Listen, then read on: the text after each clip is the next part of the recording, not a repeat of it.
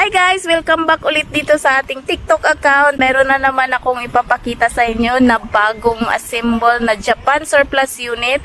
Ito po ay Sporty Edition 4x4 automatic transmission, 3-layer headlight. Napakaganda. Ito po ay two-tone, black and emerald green. Ayan po yung kanyang kulay. At yung kanyang windshield po dyan, yung tint po niya ay parang may pagka-bluish. So, napakaganda.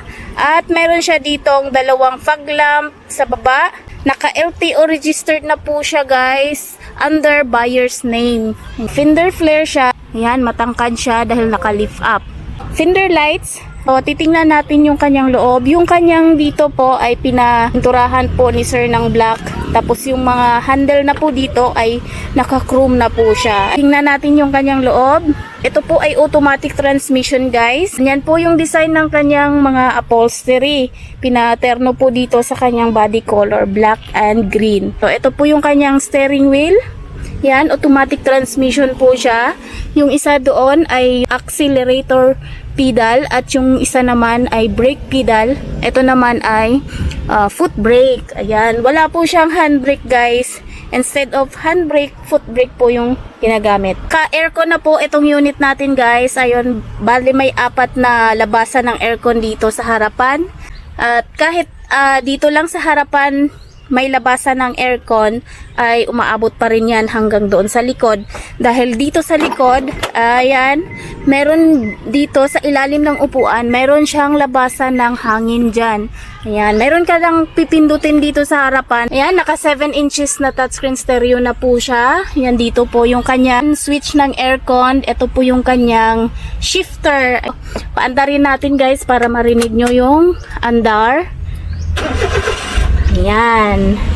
So, ang makina po nito ay nandito sa ilalim ng kanyang upuan. Kanyang mga upuan po ay captain seat. Mayroon ditong headrest, may neck pillow, mayroon dyang armrest. Ang engine pala nito ay K6A engine, 660cc, 3-cylinder, 63 horsepower, and 12 valve. 7 inches na touchscreen stereo with reverse camera na po siya.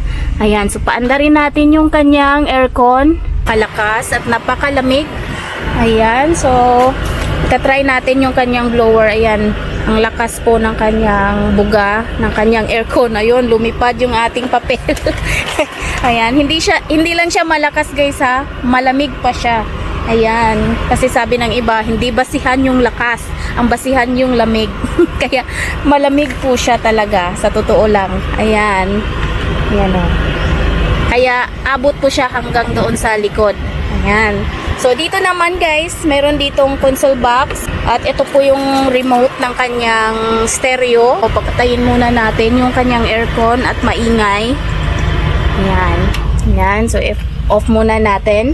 Then sa ilalim meron ditong, sa Japan ginagawa nila itong ashtray. At meron ditong pocket. Ayan, lagayan ng coins. So ipapatayin muna natin yung kanyang makina para hindi siya maingay. Naka new matting na po tayo guys. So dito naman sa second row, ayan po yung kanyang itsura. Ito po ay 5-seaters.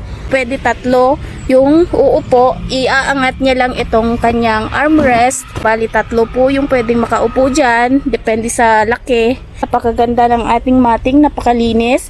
At dito sa likuran mayroong pocket dito.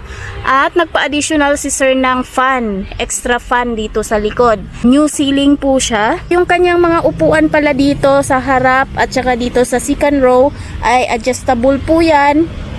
At marirecline po yan sa gusto niyang posisyon. Ayan. At magpo-fold din po yan. Ayan. Kung meron siyang ikarga na malaki, marami, ayan, pwede niya i-fold yung kanyang mga upuan. Ganyan.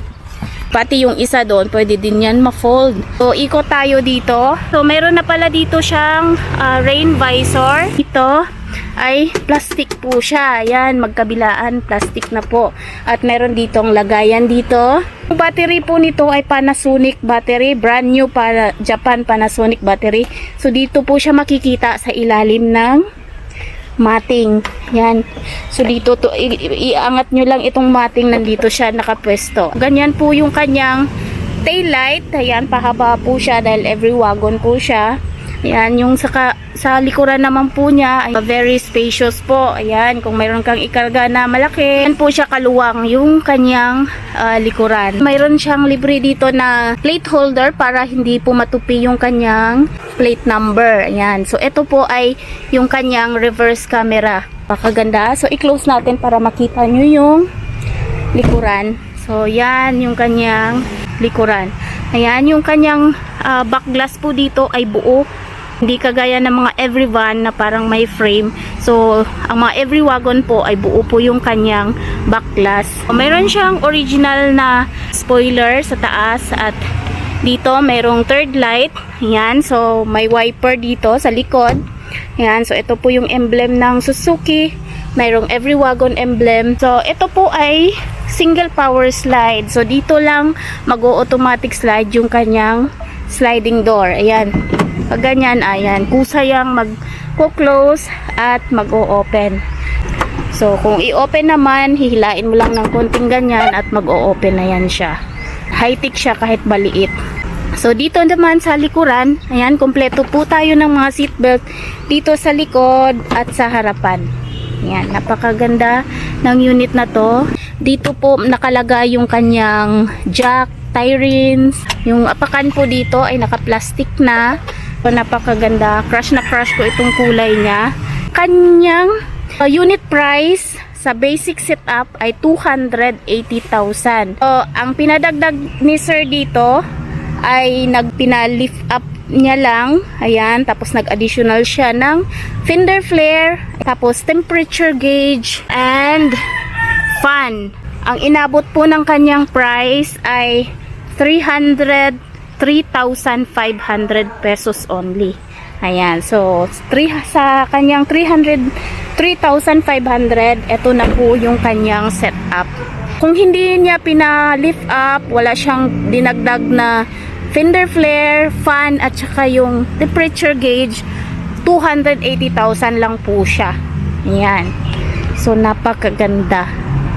Ayan. So, sa mga gusto pong mag-inquire sa amin ng mga ganitong unit, message nyo lang po kami guys sa aming FB page, JN Auto Parts, or call Miss Jane 0938-566-4667.